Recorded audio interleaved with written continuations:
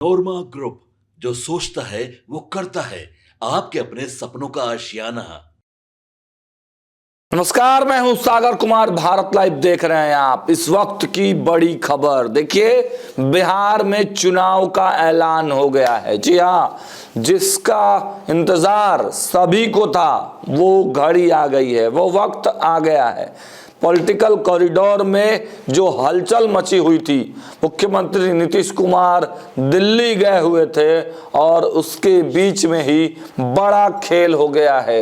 देखिए, अभी अभी चुनाव आयोग ने नोटिफिकेशन जारी कर दिया है कि चुनाव होने वाले हैं। अब बिहार में चुनाव की तारीखों का भी ऐलान कर दिया गया है।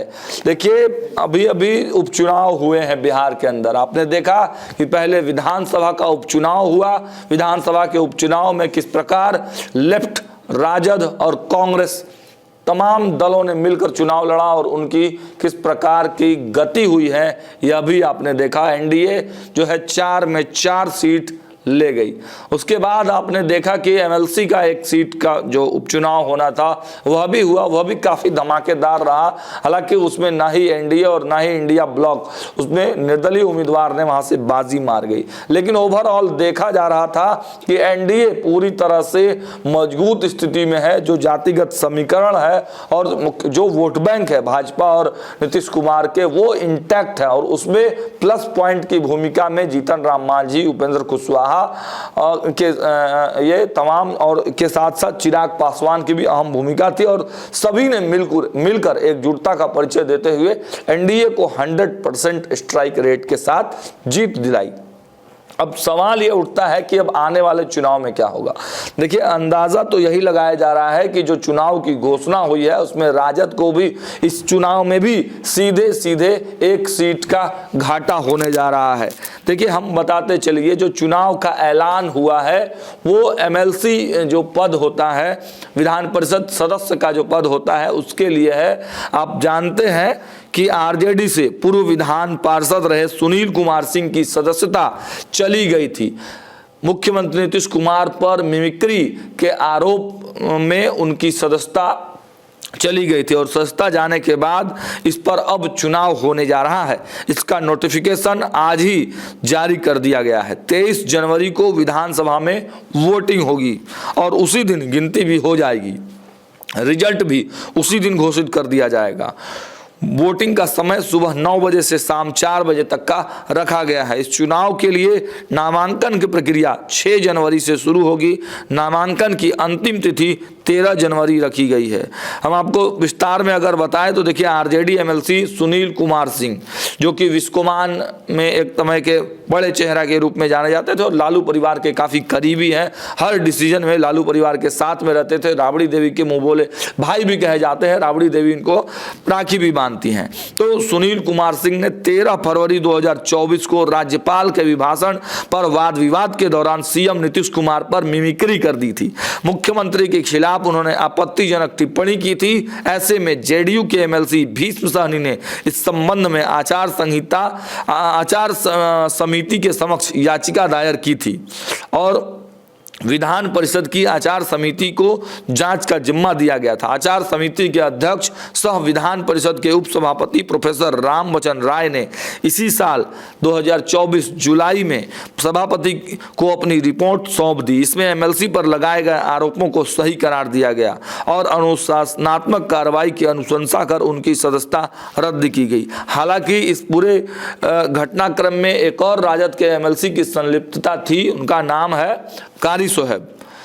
लेकिन कारी सोहेब ने समय रहते माफ़ी मांग लिया था। इस वजह से उनकी सदस्यता को बरकरार रखा गया, उनकी सदस्यता नहीं गई। लेकिन सुनील सिंह डटे रहे, उन्होंने माफ़ी नहीं मांगी और इसके वजह से उनकी सदस्यता चली गई। अब सुनील कुमार सिंह की खाली हुई सीट पर फिर से चुनाव होगा।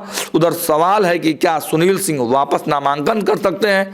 इस पर वरिष्ठ जानकार ये बताते हैं कि उपचुनाव होने वाला है। इसमें निश्चित तौर पर सत्ता पक्ष के लोग ही विधान परिषद का सदस्य बनेंगे, क्योंकि यह जो चुनाव होगा 1 सीट के लिए होगा।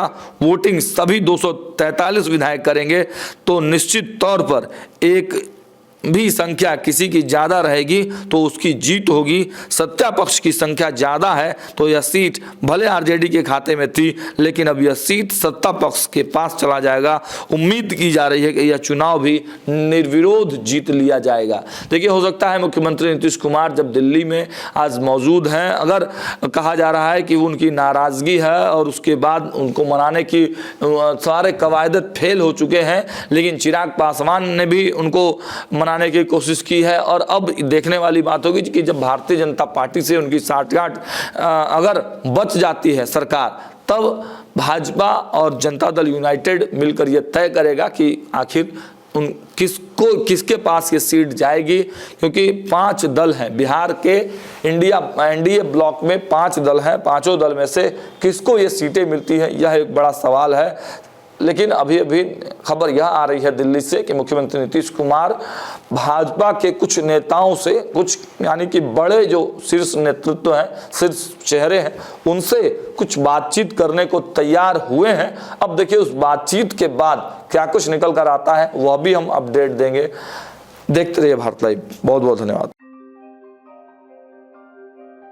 आपके सपनों को हमने सजाया है, ई होम्स पैनोरमा को हमने बनाया है। ई होम्स मेरा एक सपना था जिस पे मैं पिछले 4 साल से काम कर रहा था।